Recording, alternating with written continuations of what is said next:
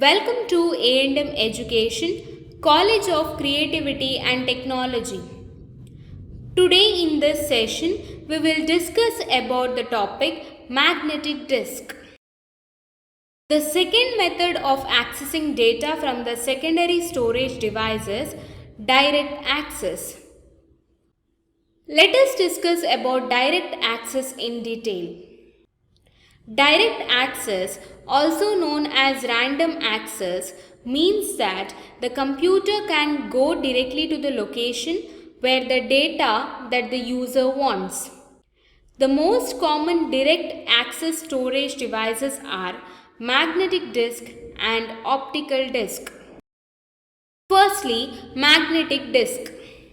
Magnetic disk is direct access secondary storage device, which means we can directly go to the location of the data that we need. A magnetic disk consists of a plastic or metal circular plate which is coated with magnetic oxide layer. Data is stored on magnetic disks are magnetized spots. The presence of magnetic spot represents the bit 1 and its absence represents the bit 0. To read the data, the magnetized spots on the disk are converted into electrical impulses which are then transferred to the processor. Writing data onto the disk is accomplished by converting the electrical impulses received from the processor into magnetized spots on the disk.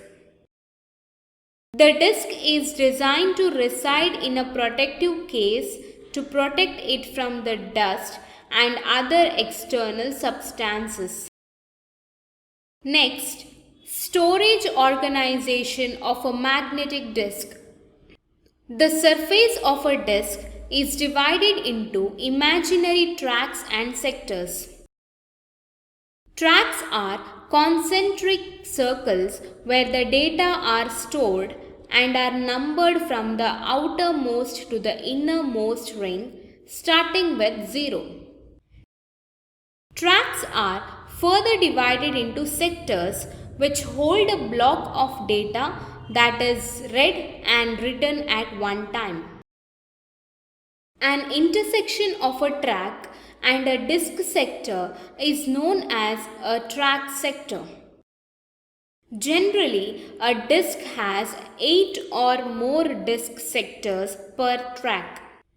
Different types of magnetic disks may have a different number of tracks. The track sectors are grouped into a collection known as cluster. It refers to the basic allocation unit for storage on a disk consisting of one or more track sectors. Multiple platters are used together to create a large disk storage system. And magnetic disk consists of a spindle, which is a motor that holds the platters.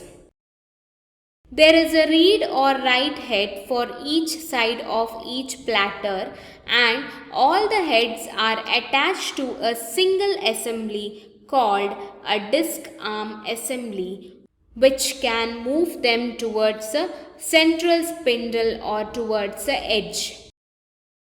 The collection of all tracks that are the same distance from the edge of the platter is called cylinder. Magnetic disk is inserted into a magnetic disk drive for access. Data in a magnetic disk are recorded on the surface of the circular tracks with the help of the read or write head, which is mounted on the access arm assembly. The disk arm can move inward and outward on the disk. The process of accessing data requires 3 steps. First, seek time. The average time required by the read or write head to move desired track is known as seek time. Second one, Rotational latency. Once the head is positioned on the desired track, the head of the specific platter is activated. Since the disk is rotated constantly, the head has to wait for the required sector to come under it. This waiting time is known as rotational latency of the disk. Third, data transfer time. Once the read or write head is positioned over the desired sector, the data can be transferred to or from the disk to primary memory.